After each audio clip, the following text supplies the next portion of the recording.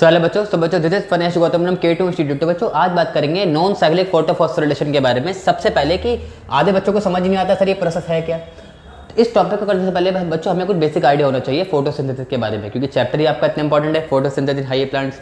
सबसे पहला क्वेश्चन बच्चों, फोटोसिंथेसिस है क्या।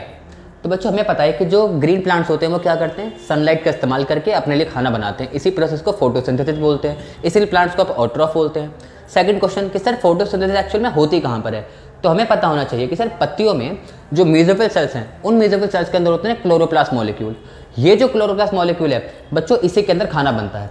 अब एक और चीज़ हमें पता होनी चाहिए कि जब खाना बनाने की नौबत आएगी तो बच्चों दो तरीके की रिएक्शंस के बाद ही खाना बनेगा। पहली तरह की रिएक्शन होती है लाइट रिएक्शन, फिर होती है डार्क रिएक्शन।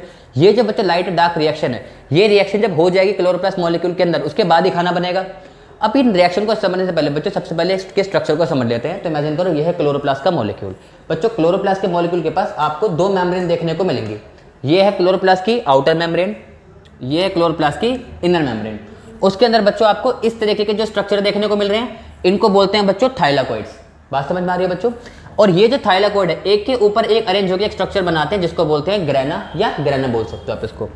बच्चों इनके चारों तरफ आपको एक तरीके का मैट्रिक्स देखने को मिलेगा जिसको बोलते हैं स्ट्रोमा। और इन ग्रेना को आपस में जो कनेक्ट करती हुई आपको मेम्ब्रेन दिखाई दे रही है, इसको बोलते हैं स्ट्रोमल लैमेले। बात समझ में आ रही है बच्चों। अब मैंने कहा था दो तरह की रिएक्शन के बाद खाना बनेगा, तो एक है लाइट रिएक्शन, फिर है डार्क रिएक्शन। इसके बारे में एक हल्का सा आइडिया ले लेते हैं।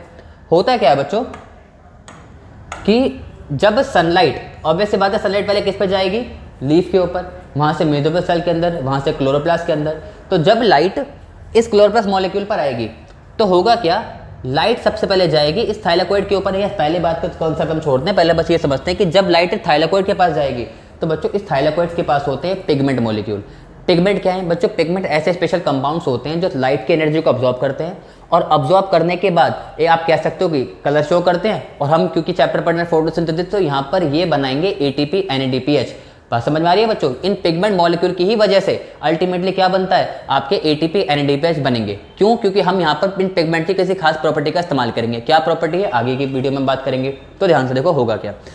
बच्चों ये जब लाइट आई इस थाइलाकोइड के पास, तो यहाँ पर जो पिगमेंट्स है वो पिगमेंट क्या करेंगे, लाइट की एनर्जी को अब्जॉर्ब करेंगे। अब यहाँ पर बच्चों जो पिगमेंट्स हैं वो कोई एक आध पिगमेंट नहीं होता। आपके एनसीईआरटी में कुछ 4 तरह के पिगमेंट्स के बारे में बात की है, chlorophyll A, chlorophyll B, xanthophyll और कैरोटीनोइड्स। तो ये जो 4 तरह के पिगमेंट्स हैं, ये बच्चों एक प्रॉपर सिस्टम बना के बैठे होते हैं। इसी सिस्टम को फोटो सिस्टम बोलते हैं। अब इमेजिन करो ये है फोटो सिस्टम।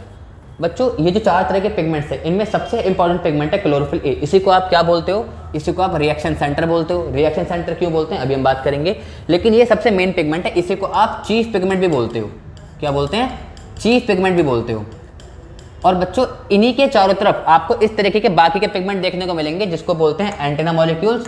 ये आपके शील्ड पिगमेंट्स की तरह भी काम करते हैं। शील्ड क्या है बच्चों, शील्ड क्या है, जो किसी चीज को प्रोटेक्ट करे। तो शील्ड पिगमेंट क्या करेंगे, पहली बात तो शील्ड पिगमेंट में सारे आ गए, क्लोरोफिल B आ गया, ज़ैंथोफिल आ गया, कैरोटीनोइड्स आ गए। बात समझ में आ रही है। वो सारे के सारे पिगमेंट्स आपको यहाँ देखने को मिल जाएंगे।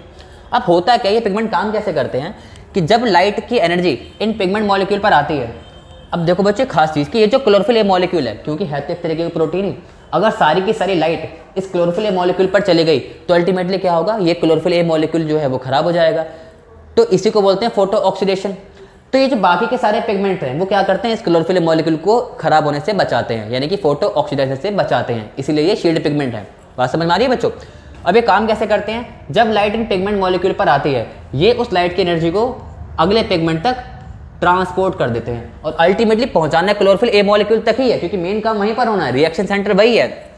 लेकिन सारी की सारी एनर्जी सीधा क्लोरोफिल मॉलिक्यूल पर नहीं जाती। ये एनर्जी धीरे धीरे करके बाकी के सारे पिगमेंट से होती हुई कहाँ जाएगी, क्लोरोफिल A मॉलिक्यूल तक जाएगी। अब ये रिएक्शन सेंटर भी है। क्यों, क्योंकि बच्चों बाकी के सारे पिगमेंट क्या कर रहे हैं, एनर्जी को ट्रांसफर कर रहे हैं, लेकिन ये जो हमारा क्लोरोफिल मॉलिक्यूल है ये क्या करेगा, जब इसके पास सूटेबल अमाउंट में एनर्जी आ जाएगी, ये अपने इलेक्ट्रॉन को एक्साइट करेगा। क्योंकि ऑब्वियस बात है ना कि हमें पता है कि जब एनर्जी आ जाती है तो इलेक्ट्रॉन हमारे एक्साइटेड हो जाते हैं। सेम तरीके से ये जो क्लोरोफिल A मॉलिक्यूल है उसका इलेक्ट्रॉन एक्साइटेड हो जाएगा। बात समझ में आ रही है। ये जो इलेक्ट्रॉन एक्साइट हुआ है, याद रखो बच्चों, वो क्लोरोफिल मॉलिक्यूल से ही होगा, बाकी के सारे पिगमेंट खाली एनर्जी को ट्रांसपोर्ट करवा रहे होंगे। अब बच्चों ये थाइलाकोइड था ना, ये जो थाइलाकोइड है, इमेजिन करो इस एक थाइलाकोइड को मैं यहाँ पर दिखा रहा हूँ, ठीक है।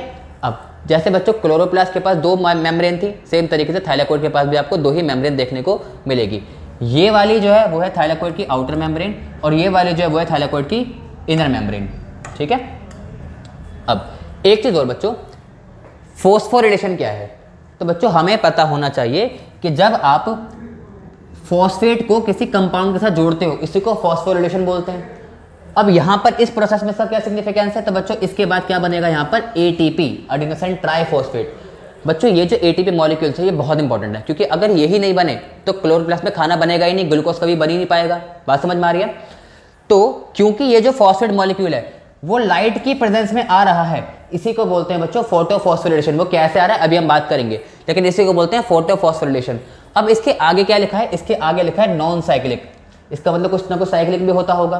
तो साइक्लिक और नॉन साइक्लिक दोनों तरीके से क्या होती है? दोनों तरीके से एटीपी की फॉर्मेशन होती है, यानी कि दोनों तरीके से फोटोफॉस्फोरिलेशन आपको प्लांट्स के अंदर देखने को मिलती है। आज की वीडियो में हम बात करेंगे नॉन साइक्लिक फोटोफॉस्फोरिलेशन की। ये क्या है, इसको नॉन साइक्लिक क्यों बोलते हैं, उन सारी चीज़ों को आज हम समझेंगे। तो सीधा प्रोसेस पर आते हैं। देखो ये क्या है बच्चों? ये थाइलाकोइड है, देखिए 2 मेम्ब्रेन आउटर इनर। इस थाइलाकोइड की इनर मेम्ब्रेन पर बच्चों आपको इस तरीके के 2 फोटो सिस्टम देखने को मिलेंगे। अभी हमने डिस्कस किया कि फोटो सिस्टम क्या है। फोटो सिस्टम में बच्चों आपके अलग अलग तरह के पिगमेंट्स एक खास तरीके से एक सिस्टम फॉर्म करते हैं।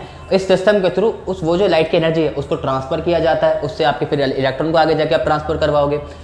तो ये जो बाकी के सारे पिगमेंट्स हैं जिनको हम एंटीना मॉलिक्यूल्स बोल रहे थे, ये प्लस क्लोरोफिल ए मॉलिक्यूल जिसको हम रिएक्शन सेंटर चीफ पिगमेंट बोल रहे थे वो, उसके अलावा बच्चों यहाँ पर कुछ खास तरीके के आपको प्रोटीन्स देखने को मिलेंगे और कुछ एंजाइम्स, ये सब मिलाकर ये बनता है एक फोटो सिस्टम। ठीक है। तो 2 तरह के फोटो सिस्टम होते हैं बच्चों, एक होता है फोटो सिस्टम 2, एक होता है फोटो सिस्टम 1। बच्चों पहले डिस्कवर फोटो सिस्टम 1 हुआ था, लेकिन बाद में साइंटिस्टों को पता लगा कि जो काम पहले कर रहा है फोटोसिंथेसिस के अंदर वो है फोटो सिस्टम 2, इसलिए हमने फोटो सिस्टम 2 को यहाँ पहले लिखा हुआ है। बात समझ में आ रही है? अब ये फोटो सिस्टम 2 है।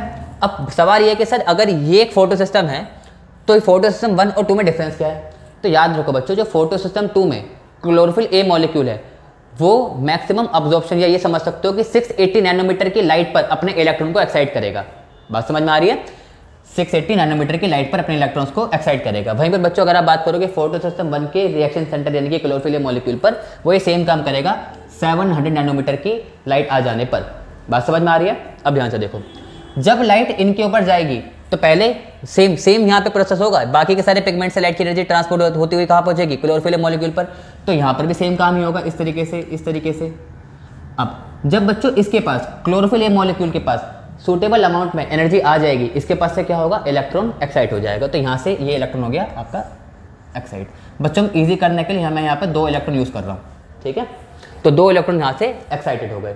अब क्या होगा बच्चों? यहाँ से जो 2 इलेक्ट्रॉन्स आए हैं इनको एक्सेप्ट करने के लिए ऊपर बैठा होता है प्राइमरी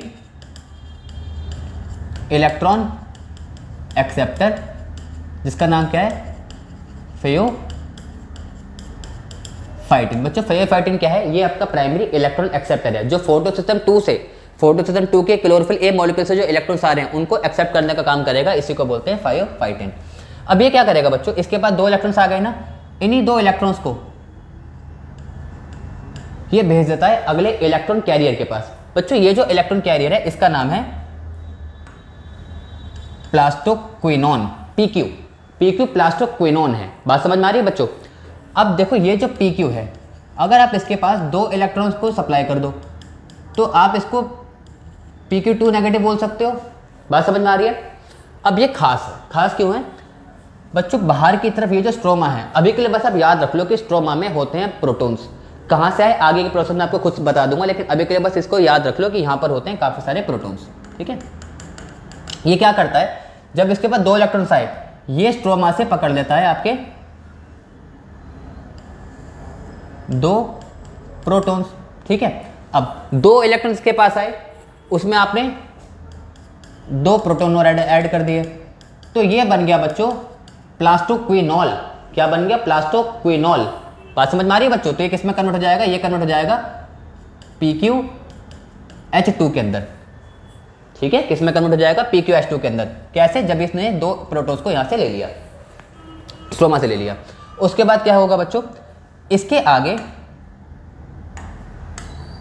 ये जो 2 इलेक्ट्रॉन थे इसके पास, जो इसके पास आए थे, उन्हीं 2 इलेक्ट्रॉन को ये ध्यान से भेज देता है आगे कहाँ पर? साइटोक्रोम B6F के पास। बच्चों ये दूसरा इलेक्ट्रॉन कैरियर है,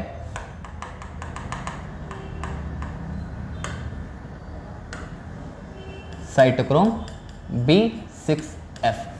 ठीक है, तो 2 इलेक्ट्रॉन जो इसने लिए थे उन 2 इलेक्ट्रॉन को दोबारा आगे भेज देगा साइटोक्रोम B6F के पास। और बच्चों अगर इसके पास से अगर मैं माइनस कर दूं 2 इलेक्ट्रॉन्स को, तो वैसे बात है फिर 2 प्रोटॉन एक्स्ट्रा हो गए ना, उन 2 प्रोटॉन को ये कहाँ भेज देगा, ये PqH2 का मॉलिक्यूल जब इसने इलेक्ट्रॉन यहाँ दे दिए तो ये भेज देगा इसको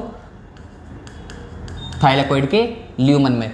आप इस बात को पहले यही समझो कि ये प्रोटॉन कहाँ से आ रहे थे, ये प्रोटॉन आ रहे थे बच्चों स्ट्रोमा से। तो PQ ने क्या किया, स्ट्रोमा से पकड़े प्रोटॉन्स को, 2 प्रोटॉन्स को, और अल्टीमेटली उसे कहाँ भेजना था, उसे भेजना था ल्यूमन के अंदर। लेकिन वहां से छलांग मार के सीधा यहाँ पर तो आएंगे नहीं, तो ये काम करने के लिए इसको एक तरीके के पंप की जरूरत पड़ रही थी। वो काम किसने किया, वो काम किया प्लास्टोक्विनोन ने। तो प्लास्टोक्विनोन ने जब 2 इलेक्ट्रॉन्स इसके पास आ रहे थे, इसने साथ के साथ बाहर से पकड़े 2 प्रोटॉन्स, उनको पकड़ने के बाद खुद को रिड्यूस करवा लिया, कन्वर्ट हो गया PqH2 यानी कि प्लास्टोक्विनोल के अंदर। फिर इसने उन जो 2 इलेक्ट्रॉन इसके पास आए थे उसको खुद इस्तेमाल न करके आगे भेज दिया साइटोक्रोम B6F के पास, और वो जो इसने एक्स्ट्रा प्रोटॉन बाहर से पकड़े थे उनको फेंक दिया अंदर थाइलाकोइड के ल्यूमन में। ये बात समझ में आ रही है। उसके बाद क्या होगा बच्चों, सेम 2 इलेक्ट्रॉन्स को ये भेज देंगे और आगे बैठा होता है तीसरा इलेक्ट्रॉन कैरियर, और ये कौन है बच्चों, ये है PC मतलब प्लास्टोसाइनिन। कौन है बच्चों, ये है प्लास्टोसाइनिन।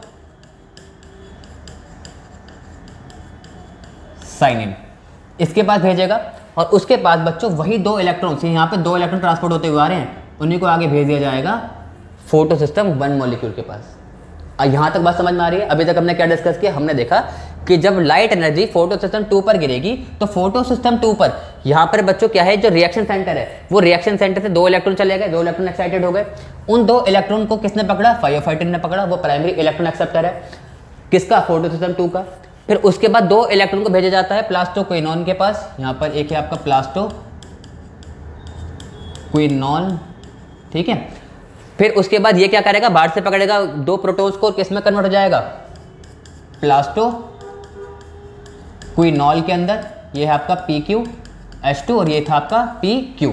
ध्यान से देखना बच्चों। उसके बाद क्या करेगा, ये PqH2 से प्रोटॉन वापस कहाँ फेंक देगा, थाइलाकोइड के ल्यूमन में फेंक देगा, और इलेक्ट्रॉन को भेज देगा आगे कौन था, आगे था साइटोक्रोम B6F, और उसके बाद से कहाँ जाएगा, प्लास्टोसाइनिन के पास। इस सीक्वेंस को याद रखना बच्चों, इंपॉर्टेंट है, ठीक है। अब ध्यान से देखो, यहां से कहां गया, यहां से आया फोटो सिस्टम 1 के पास। अब एक सवाल, सर क्या लाइट सिर्फ आपका फोटो सिस्टम 2 पर ही गिरेगी, तो ऐसा तो कभी नहीं होता ना, लाइट तो भेदभाव करती नहीं है। अगर लाइट यहां से फोटो सिस्टम 2 पर गिरी तो फोटो सिस्टम 1 पर भी तो गिरी होगी, तो सेम तरीके से लाइट बच्चों इसके पास भी आई होगी, ठीक है। तो ध्यान से देखना बच्चों, जब लाइट इसके पास आई होगी तो ऑब्वियस सी बात है ना कि इसके पास से भी यहां से 2 इलेक्ट्रॉन यहां से एक्साइटेड हुए होंगे, लेकिन यहां से 2 इलेक्ट्रॉन जो एक्साइट हुए लाइट के इन्फ्लुएंस में, पीछे से 2 इलेक्ट्रॉन आ भी तो गए, तो यहां पर no net loss of electrons, यहां पर इलेक्ट्रॉन्स का नेट लॉस नहीं हुआ, ठीक है। लेकिन बच्चों यहां से तो 2 इलेक्ट्रॉन चले गए थे, तो यहां पे इलेक्ट्रॉन का लॉस हो रहा था। उन इलेक्ट्रॉन की भरपाई करवाने के लिए यहां पर बच्चों जो ये फोटो सिस्टम 2 है, फोटो सिस्टम 2 है कहां पर, ये है थाइलाकोइड की इनर मेम्ब्रेन पर। तो यहां पर होता है वाटर स्प्लिटिंग कॉम्प्लेक्स। तो ये क्या करेगा बच्चों, लाइट, क्योंकि लाइट इनके ऊपर भी जाकर गिरेगी, उस लाइट के गिरने की वजह से हो जाएगा फोटोलिसिस ऑफ वाटर, जिसकी वजह से आपके 4 प्रोटॉन्स, 4 इलेक्ट्रॉन्स और आपका ऑक्सीजन मॉलिक्यूल ये टूट जाएगा। बात समझ में आ रही है बच्चों। ये जो ऑक्सीजन मॉलिक्यूल यहां से टूटा, वही ऑक्सीजन मॉलिक्यूल यहां से निकल जाता है, इसको यूटिलाइज बाय अस, उस ऑक्सीजन को हम यूटिलाइज कर लेते हैं। यानी कि बच्चों जब लाइट, क्योंकि मैं कह रहा हूं लाइट भेदभाव करेगी नहीं, लाइट अगर इनके पास गिर रही है तो लाइट यहां से इसके पास भी तो गिरेगी।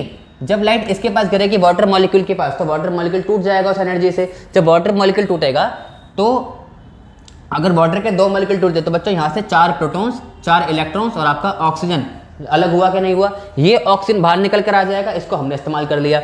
और बच्चों ये जो इलेक्ट्रॉन्स हैं, यही इलेक्ट्रॉन की सप्लाई कर दी जाएगी यहाँ पर, यानी कि यहाँ से जो इलेक्ट्रॉन का लॉस हो रहा है उसकी भरपाई कौन कर रहा है, उसकी भरपाई कर रहा है वाटर स्प्लिटिंग कॉम्प्लेक्स, वाटर को तोड़कर।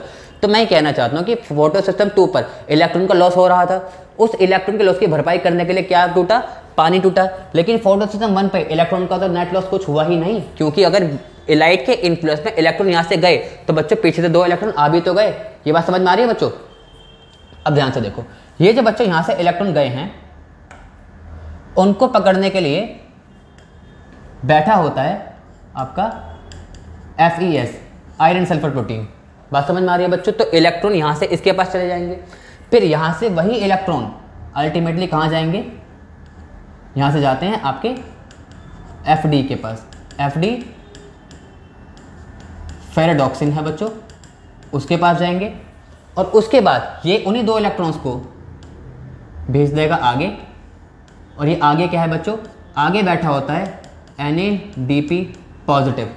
ये जो बच्चों NADP पॉजिटिव है ये क्या करता है, स्ट्रोमा में मैंने कहा था इमेजिन करो काफ़ी सारे प्रोटॉन्स हैं, तो ये उन प्रोटॉन्स को पकड़ लेगा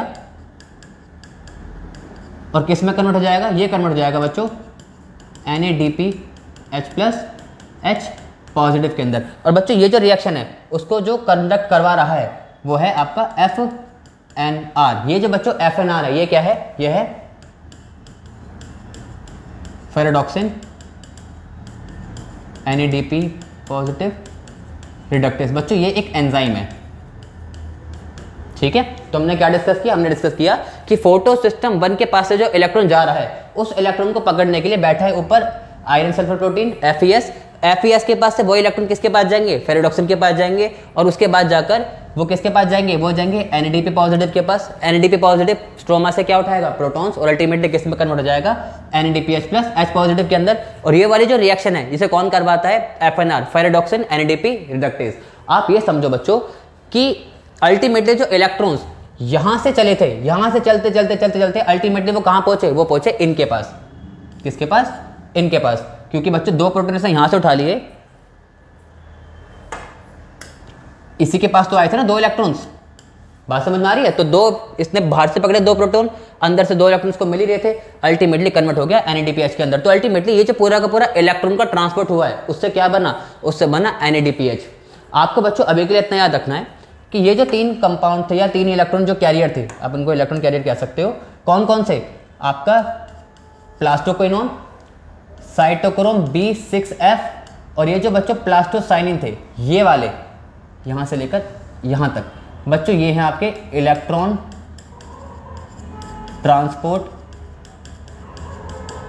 चेन का पार्ट। बात समझ में आ रही है बच्चों? यहाँ से लेकर यहाँ तक बीच में, क्योंकि ये 3 काम क्या कर रहे हैं, ये इलेक्ट्रॉन ट्रांसपोर्ट चेन काम क्या कर रही है, फोटो सिस्टम 2 से जो इलेक्ट्रॉन गए थे उनको कहाँ पहुँचा रहे हैं, उनको पहुँचा रहे हैं फोटो सिस्टम 1 पर। तो ये किसके थ्रू काम पॉसिबल है, ये है इलेक्ट्रॉन ट्रांसपोर्ट चेन के थ्रू। कौन कौन है आपका, प्लास्टोक्विनोन है, साइटोक्रोम B6F है और उसके बाद आपका प्लास्टोसाइनिन है। तो अल्टीमेटली हम ये कह रहे हैं कि फोटो सिस्टम 2 से जो इलेक्ट्रॉन गए थे उनकी वजह से लास्ट में क्या बना, NADPH बना। अब सर ATP कहाँ बना, तो बच्चों यहीं पर जब आपका इलेक्ट्रॉन आ रहा होता है। हालांकि हमारी अगली वीडियो के अंदर बच्चों हम बात करेंगे केमियोस्मोटिक हाइपोथेसिस के बारे में, जहाँ पर हम एक्चुअल में देखेंगे कि ATP बना कैसे। लेकिन अभी के लिए आप ये समझो कि जब इलेक्ट्रॉन यहाँ से यहाँ पर आ रहा होता है उसी दौरान बच्चों यहाँ क्या बनता है, उसी दौरान आपके ATP की फॉर्मेशन होती है। बात समझ में आ रही है? लेकिन इसको प्रोसेस को समझने के लिए वो एक सेपरेट टॉपिक जाएगा, अलग से वीडियो आएगी। पर अभी के लिए इमेजिन कर सकते हैं कि लास्ट में यहाँ पर NADPH बन गया और यहाँ से आपका ATP भी बना होगा। लॉजिक क्लियर हो रहा है बच्चों? तो बच्चों आज की वीडियो में हमने बात की नॉन साइक्लिक फोटोफॉस्फोरिलेशन के बारे में। अच्छा, इसको नॉन साइक्लिक क्यों बोल रहे हैं, नॉन साइक्लिक क्यों बोल रहे हैं वो समझो ध्यान से। बच्चों यहाँ से जो इलेक्ट्रॉन गए वो तो लास्ट में इसके पास पहुंच गए, यहाँ से गए इलेक्ट्रॉन अगर इसके पास पहुंच गए तो क्या वो इलेक्ट्रॉन कभी वापस आए, नहीं आए ना। साइक्लिक का मतलब क्या है, साइक्लिक का मतलब होता है बच्चों जब आपने कोई प्रोसेस कहीं से शुरू करी वापस घूमकर अगर वो वहीं पर आ जाए तो वो साइक्लिक होती है। लेकिन यहाँ पर तो यहाँ से चले इलेक्ट्रॉन इसके पास पहुंच गए वापस नहीं आए, इसीलिए क्या है, नॉन साइक्लिक फोटोफॉस्फोरिलेशन। बात समझ में आ रही है बच्चों? सो आई होप आपको आज की वीडियो बच्चों समझ में आ गई होगी। किसी भी तरीके का अगर आपको डाउट है तो आप कमेंट सेक्शन में आंसर कर सकते हो या क्वेश्चन पूछ सकते हो, जो आपको करना कर सकते हो। तब तक के लिए बाय।